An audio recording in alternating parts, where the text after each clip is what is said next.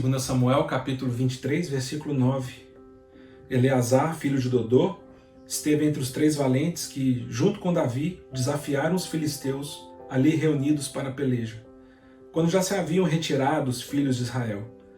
Ele se levantou e feriu os filisteus até lhe cansar a mão e ficar pegada a espada.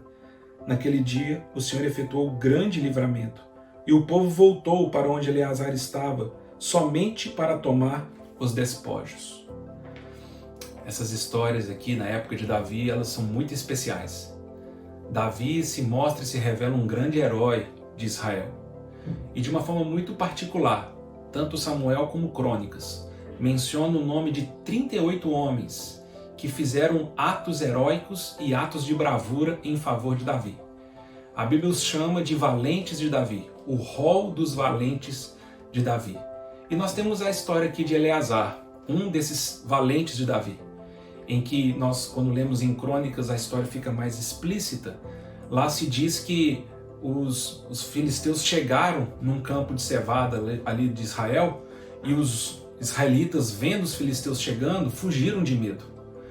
3 homens, Eleazar mais 2, juntos com Davi, eles decidiram lutar por aquele campo. E apenas 4 homens guerrearam contra os filisteus. E essa expressão ela é muito preciosa para mim, quando fala que Eleazar lutou o dia todo contra os filisteus, até o momento em que a espada se ficou pegada à sua mão.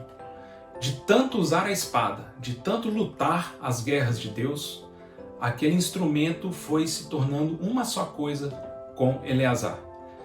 E é claro que me fala muito ao coração esse exercício que nós todos temos, todos os dias, de exercitar nossa fé. Porque como Efésios 6,17 vai nos dizer, a palavra de Deus é uma espada. É o que Hebreus 4,12 também diz, né? Que ela é cortante como uma espada, ela divide alma e espírito. A palavra de Deus é a espada que Deus tem nos dado para revestirmos nosso homem espiritual para a guerra.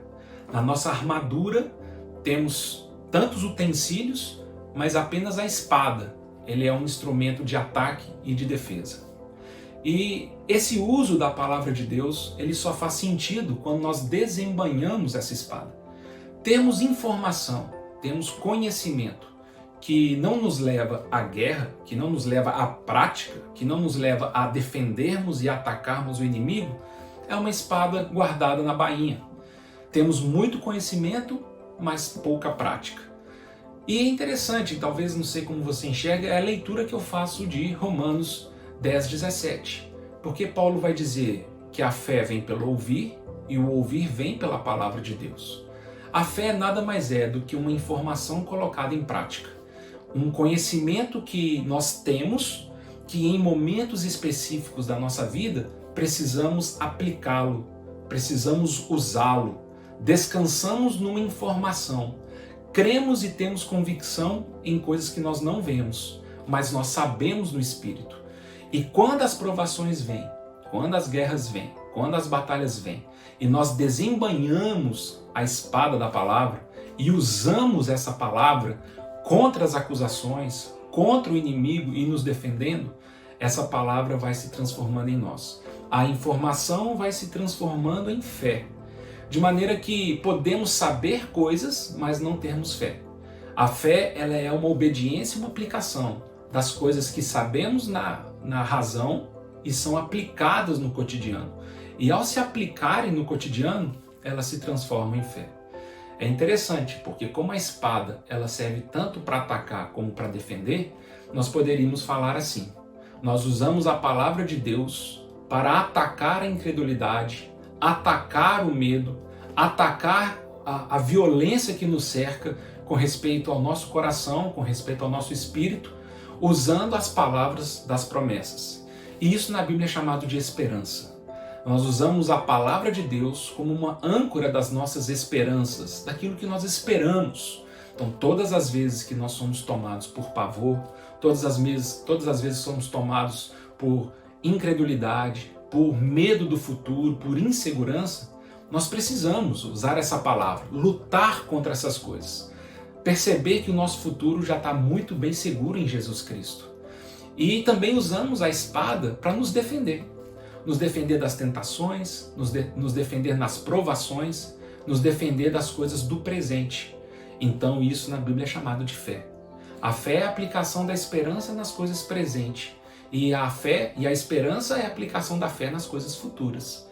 E à medida que nós usamos a palavra de Deus como uma espada, à medida que eu e você temos a coragem de, através da palavra, usarmos isso no nosso cotidiano, o Senhor vai nos mudando.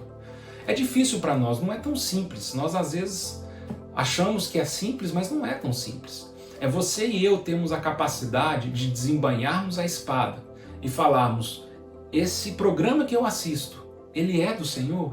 Ele é santo? Ele é alguma coisa que promove os interesses do meu Deus? E você dá uma espadada. Esse relacionamento, ele é um relacionamento de acordo com a palavra de Deus? Você dá uma espadada.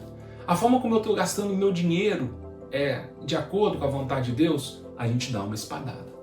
E à medida que nós usamos a palavra de Deus para nos defender do inimigo e para atacar a nossa incredulidade, essa palavra vai ficando apegada à nossa mão. Acho bonita essa expressão aqui em Crônicas, porque 4 homens viram todo mundo fugindo de medo. Eles não tiveram medo do inimigo. Eles desembainharam a espada e lutaram contra um exército. O Senhor Deus trouxe grande livramento.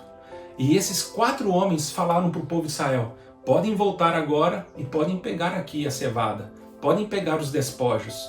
Deus nos usou para libertar o povo. Deus nos usou para resistir ao inimigo.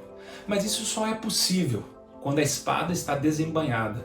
Isso só é possível quando eu e você nos propomos a andar sempre com a espada na mão.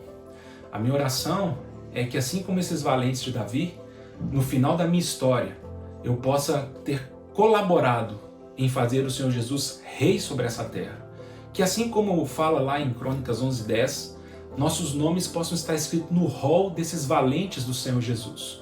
Homens valorosos que lutaram em favor do reino do Senhor Jesus até que ele se tornasse rei sobre essa terra. E à medida que desembainhamos a espada e lutamos as guerras do Senhor, um milagre vai acontecer na nossa vida. Não só nós nos unimos à palavra de Deus, mas a palavra de Deus se une ao nosso coração, nos fazendo um só com a vontade do Senhor. Salmos 119, versículo 14. Mais me regozijo com o caminho dos teus testemunhos do que com todas as riquezas. Meditarei nos teus preceitos e as tuas veredas terei respeito. Terei prazer nos teus decretos e não me esquecerei da tua palavra.